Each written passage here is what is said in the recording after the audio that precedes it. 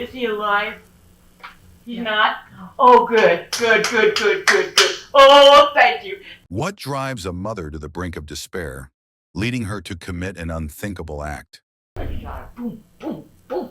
In the case of Cynthia Cdebaca, the events that unfolded reveal a chilling tale of abuse, betrayal, and a desperate fight for survival. What were the hidden truths that led to that fateful moment? And could the horrors her daughter faced have been the catalyst for Cynthia's desperate actions? Stay with us as we delve deep into the heart of a case that raises more questions than answers. Cynthia Cdebaca gained the unsettling nickname, the Killer Grandma. The combination of killer and grandma might seem strange at first. After all, we don't usually associate grandmothers with such violent acts.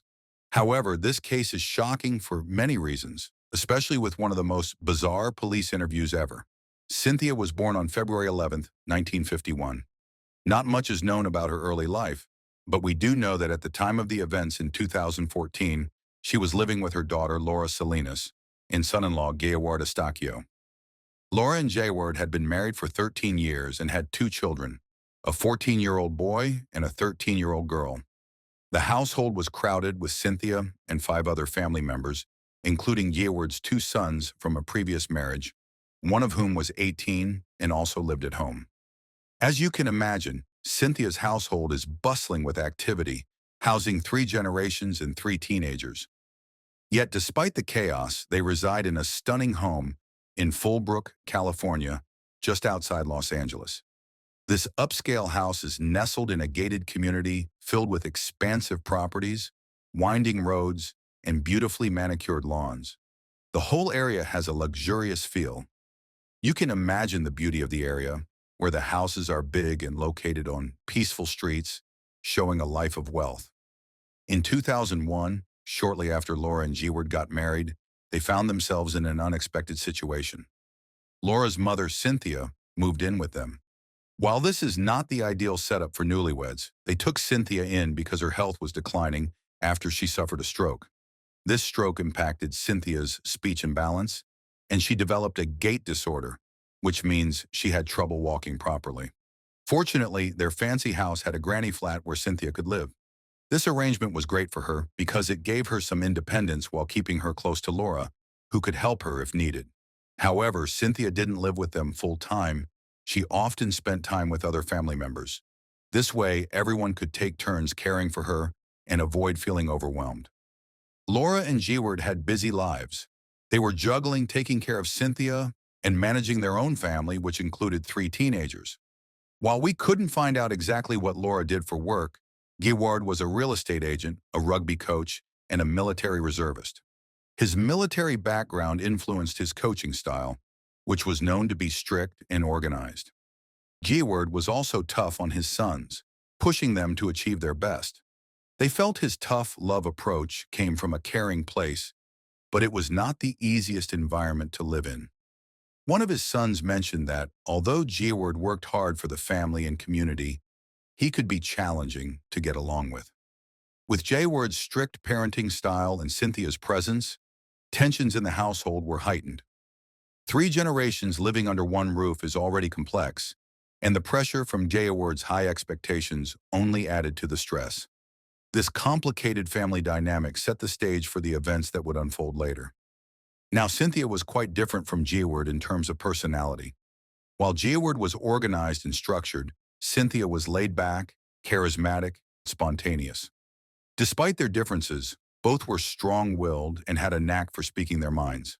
This often led to clashes, especially when they disagreed about politics or household matters. A significant source of tension arose over how Geoward was raising his children, as Cynthia believed he was too strict and used military-style discipline, which she thought was inappropriate for kids. But their issues went beyond just differing opinions. Cynthia was convinced that Geoward was abusive toward Laura and the children. She noticed bruises on Laura's arms and suspected Geoward was responsible. This concern heightened the friction between Cynthia and Geoward, as they frequently argued about parenting styles. Another major point of contention was Cynthia's smoking habit. She smoked a lot, but Geoward had strict rules about smoking in the house, wanting to protect his children from secondhand smoke. Cynthia sometimes went outside to smoke, but this still annoyed Geoward. In a bizarre response, Geoward would spray her with a hose when she smoked in the garden. He claimed it was a joke, saying things like, "If I see a fire, I need to put it out," implying that her smoking was a fire hazard. However, this was not a one-time occurrence. It happened repeatedly, which was particularly harsh considering Cynthia was elderly. Laura often found herself caught in the middle of their arguments. As Geoward's wife and Cynthia's daughter, she faced pressure from both sides. Cynthia didn't hold back when it came to expressing her dislike for Geoward, often sharing her feelings openly with Laura. This complicated family dynamic created a tense living situation filled with constant conflict, making it hard for everyone involved to find peace in their home. Cynthia had always told her daughter how much she disliked her son-in-law and how she thought he was evil. The arguing and tension between them had been ongoing for a while, but things took a serious turn in January 2014. This was when Geoward hit one of the children, which made Cynthia snap. It pushed her to the point where she thought about killing him. To prepare for this drastic decision, she went to a shooting range to practice and buy bullets. At that time, Cynthia had been planning to visit her niece, but after witnessing Geoward's violent behavior, she canceled the trip. She felt it was essential to stay with Laura and the kids to protect them from Geoward. As February approached, Cynthia remained alert, keeping a close watch on him. The night before the significant event, Cynthia and Laura were watching TV in the granny flat where Cynthia lived. Suddenly, one of the children ran in, crying and asking Laura, "Why do you hate me so much to let Dad hurt me like this?" This heartbreaking moment showed the family's distress. Geoward was downstairs shouting and swearing at the child, trying to get them to come back. Later that night, Geoward broke the child's computer as punishment, which infuriated Cynthia and was likely the final straw for her. So mean to me and all of them. He's mean to everybody? Yes, he is. The next day, February 11th, 2014, was Cynthia's birthday. Laura came in to wish her a happy birthday, promising to take her out for a nice lunch, and even gave her money for gambling, as Cynthia's niece planned to take her to a casino. Cynthia had just woken up and seemed happy, but after Laura left, it was just Cynthia and Geoward alone in the house, setting the stage for the unfolding drama. On Cynthia's birthday, Laura and Geoward's daughter had a spelling bee at school, and both of them planned to attend together. When it was time to leave, Cynthia came down from her granny flat, dressed in an orange-red skirt and an LA Chargers football shirt. However, Geoward was not pleased with her outfit. He insulted Cynthia, saying she looked ghetto and like a hobo, laughing at her. This hurt Cynthia deeply, especially on her birthday. Upset, she turned to walk away, but Geoward grabbed her, continuing to mock her and belittle her. Says, "You can't go like that because it looks like you're ghetto in this." At that moment, Cynthia snapped. She went back to her bedroom, opened her bedside drawer, and pulled out a gun. She headed downstairs, where Geoward was outside doing laundry with his back turned. Without hesitation, Cynthia began shooting at him. Geoward fell but wasn't fatally injured. He tried to fight back, but Cynthia kept shooting until she ran out of bullets. At this point, Geoward had been shot 5 times and was on the ground, struggling to move. Incredibly, instead of fleeing, Cynthia walked to her car to reload her gun, which took some time since she usually walked with a stick. This entire attack unfolded slowly and methodically. When she returned, Geoward was attempting to crawl back toward the house. Shockingly, he was still alive after being shot 5 times. Cynthia resumed firing at him until she ran out of bullets again, leaving blood everywhere. By this time, Geoward had been shot 10 times. Once more, Cynthia ambled back to her car to reload. This bizarre, drawn-out attack showcased her determination and rage, as she continued targeting Geoward with little regard for the severity of his injuries, underscoring a tragic and chaotic confrontation. The brutality of Cynthia's attack escalated as she reloaded her gun for the 3rd time. Remarkably, Geoward managed to crawl back into the house, reaching the kitchen and locking the door. Despite his injuries, he found the strength to secure himself inside. However, this did not stop Cynthia. She shot at the door, quickly blasting the lock off, and entered the kitchen to find Geoward on the floor. Continuing her assault, Cynthia fired again until she ran out of bullets. After finishing her barrage, she coldly remarked, "That ought to do it. before heading back to her car and driving away. This violent confrontation lasted an astonishing 10 minutes. While it might seem short, it provided enough time for Cynthia to reflect on her actions and reconsider stopping. In total, she fired 15 bullets, 3 aimed at the kitchen door and 12 that struck Geoward. You got your gun from your purse, and then what happened? Went and shot him. Wasn't enough. Did he say anything to you? Grandma, I love you. So, He said that to you? yeah, After you shot him, he said, Grandma, I love you? yeah. God damn.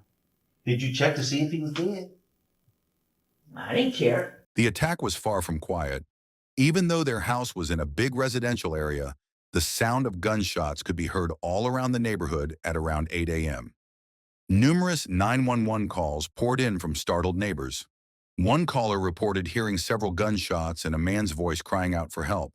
Another described the chaotic scene, noting the gunfire and a figure screaming in distress.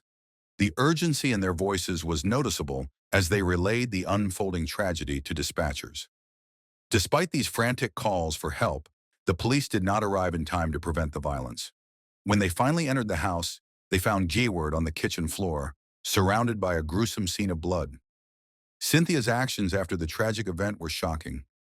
Geoward had been shot more than 10 times, and sadly he was pronounced dead at the scene when the police arrived. The authorities immediately began their investigation, eager to understand what had happened in the home. They needed to contact the family to deliver the devastating news, but they also aimed to locate each family member to rule them out as potential suspects, knowing that most murders involve someone close to the victim. The first person they sought was Geoward's oldest son from a previous marriage. At 18, he was a recovering drug addict, and there were concerns about a possible fight with Geoward. However, he was quickly ruled out as a suspect. The police then turned their attention to Cynthia, but they couldn't find her. When they asked Laura about her mother's whereabouts, Laura provided a few places where Cynthia might be found. At that point, the police didn't suspect Cynthia. They believed she could also be a victim or might be injured or missing. Ironically, instead of fleeing or hiding, Cynthia was taking part in her birthday celebrations. She first visited a liquor store to buy cigarettes, treating herself to a better brand because it was her special day. Next, she headed to Denny's, where she enjoyed her favorite breakfast of bacon and eggs. Despite the horrific events that had just unfolded, Cynthia had no intention of letting anything ruin her birthday. She had originally planned to go to the casino with her niece, but instead decided to go alone. After her meal, she spent 2 hours gambling, blissfully unaware of the police investigation unfolding in the background. Cynthia's routine continued as she stopped by her favorite coffee shop for a treat, completely detached from the gravity of her actions. It was astonishing that the police had not yet tracked her down, considering she was sticking to her usual habits and visiting the very places Laura had suggested.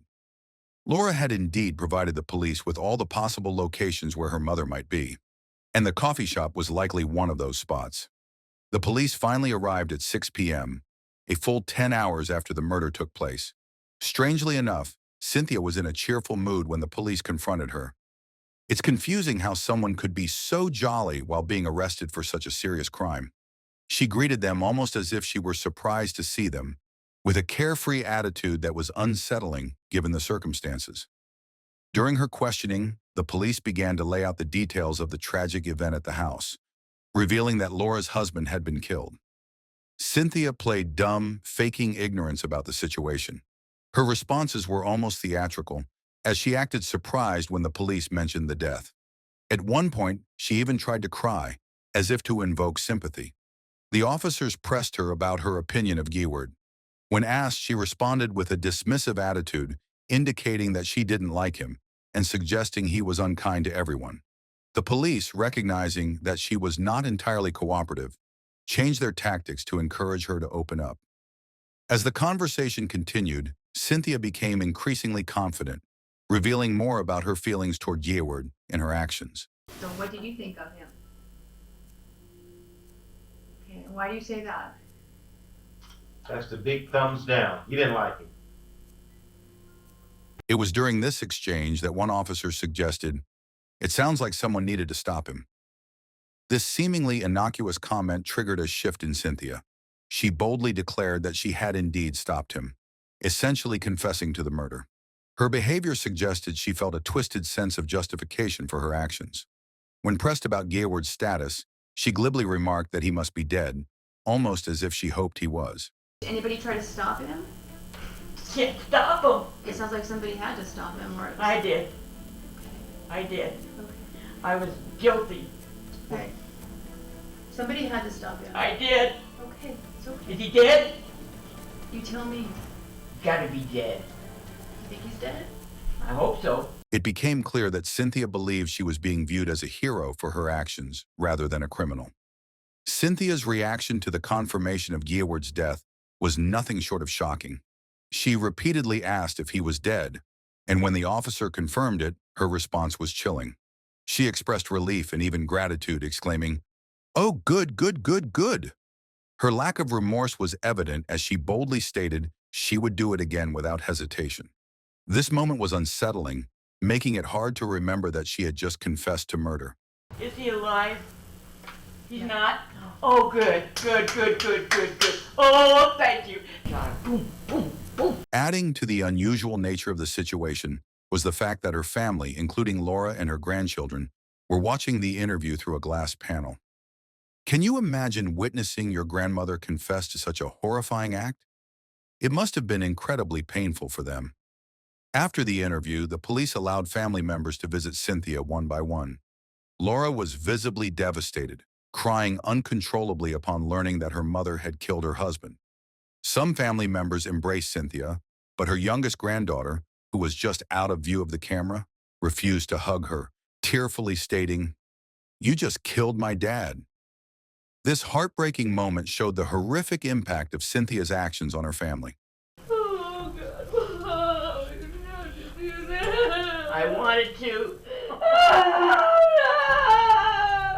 Oh, my God. Birthday. No. 13 years I wanted to go get him. I was devastated. Oh, honey. Oh, Come kiss me, please. no, you killed my dad. Following the interview, Cynthia was taken into custody and charged with first-degree murder. Questions arose about her mental competency to stand trial, given her unusual reactions. However, she was deemed competent, and her trial began in February 2017. The confession meant her guilt was not in question, but the trial focused on whether the murder was premeditated and whether her claims of abuse justified her actions. The defense aimed to have Cynthia found guilty of voluntary manslaughter instead of first-degree murder, arguing that she had snapped after enduring years of abuse. This argument tried to frame her actions within a context of long-term suffering, presenting a complex case that would weigh heavily on the jurors. They presented witnesses, including her niece, who testified about the ongoing abuse she had observed during her visits to the home. Laura, Cynthia's daughter, also supported the claims, having testified against Geoward in a previous trial. The defense tried to frame the murder as an impulsive act driven by years of trauma. In contrast, the prosecution contended that the murder was premeditated. They pointed out that Cynthia had taken several calculated steps before the shooting. She had purchased a gun, practiced at a shooting range, and bought bullets weeks in advance. This preparation indicated that the act was not a spontaneous response, but rather a planned assault. Moreover, Cynthia's behavior during the trial raised further concerns about her state of mind. Her behavior was erratic. She waved at the judge and smiled, which struck many as inappropriate given the gravity of the charges against her. Geoward's sister, Joranna Birunak, directed harsh words at Cdebaca in court, stating that Geoward had been stolen from them in 2014 by a cold-blooded murderer, and that Cdebaca was an evil person who deserved every second behind bars. She vowed never to forgive what she referred to as a horrible monster. She provided a powerful victim impact statement, accompanied by 15 photos that captured Geoward's life, love for his family, and enthusiasm for life. These images served to remind the jury of the person behind the tragedy and the intense loss suffered by his family. Every one of these photos epitomize him, his family, and his love of life. In contrast, Geoward's brother George expressed his pain, but also his capacity for forgiveness. He shared that every time his brother's name was mentioned, he would break down and cry. After 2 days of deliberation, the jury found Cynthia guilty of first-degree murder, emphasizing that she had no right to take the law into her own hands. On March 23, 2017, she was sentenced to life in prison, with a minimum of 50 years before she could be considered for parole. Despite the verdict, there lingered a sense of incompleteness surrounding the case. The harshness of the murder was shocking, especially since Cynthia had to reload her weapon multiple times.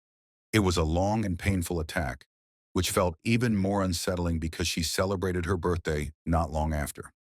When she learned that Geoward was dead, her happy reaction added another layer of complexity to her character.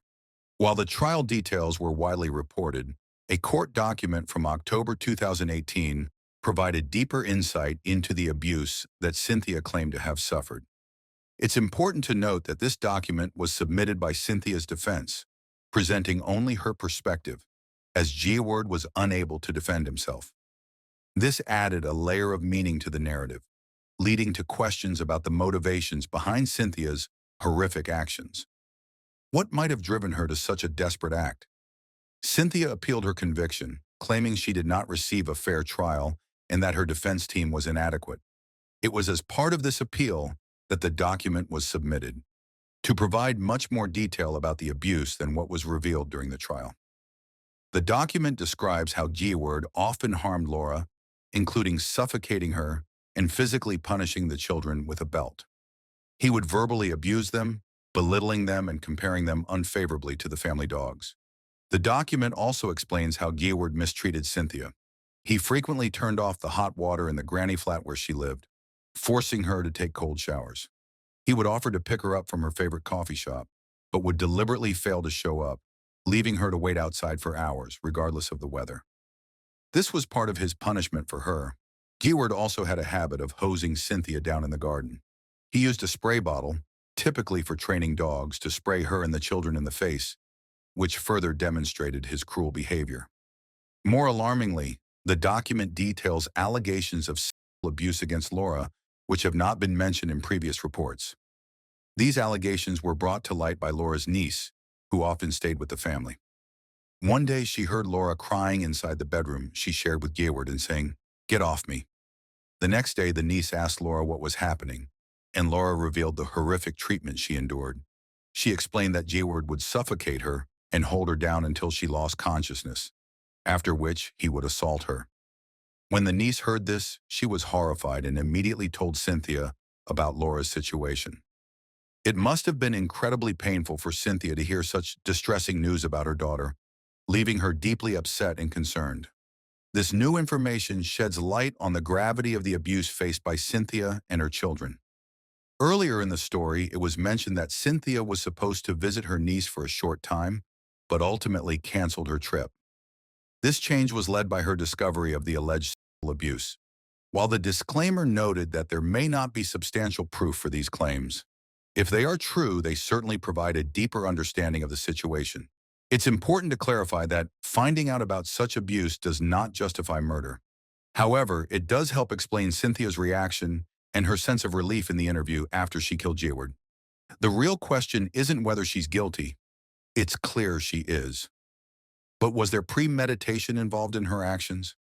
We may never know exactly when Cynthia decided to take such drastic measures. Was it after learning about the abuse? Was it witnessing Geoward hit one of the children? Or perhaps it was the night before the murder, when her granddaughter expressed hurt over how Geoward treated her. These uncertainties make it difficult to determine the timeline of Cynthia's decision. It appears that the murder may have been premeditated, considering Cynthia had been practicing at a shooting range just 2 weeks prior to the incident. On the morning of the murder, it seems she snapped after Geoward insulted her appearance. While no one likes to be insulted, it seems relatively minor compared to everything else happening in her life. There's even a possibility that she could have approached that morning with the gun already in hand, ready to confront Geoward. Maybe she had enough. Her daughter, Laura Salinas, who was also the widow of the victim, expressed her sorrow, stating that it was a tragedy and that she loved her mom and Geoward. She mentioned that there was no win for anyone and described the situation as complete sadness. Sabra Cabrera, Cdebaca's niece, shared her perspective, saying that Cdebaca was not a monster and had always been a loving mother to her and a good grandmother to the kids. She found it hard to see her go away. This case is tragic for all involved. Laura lost both her husband and mother, and Cynthia, acting without remorse, took away her father and husband, impacting his family as well. Ultimately, this ends the story of the killer grandma, a heart-wrenching tale with devastating consequences for everyone. Do you think Cynthia's actions were justified? And what would you have done in her situation? Leave your thoughts in the comments section below, and don't forget to like this video and subscribe to our channel if you haven't already. Thank you for watching. We'll see you guys soon.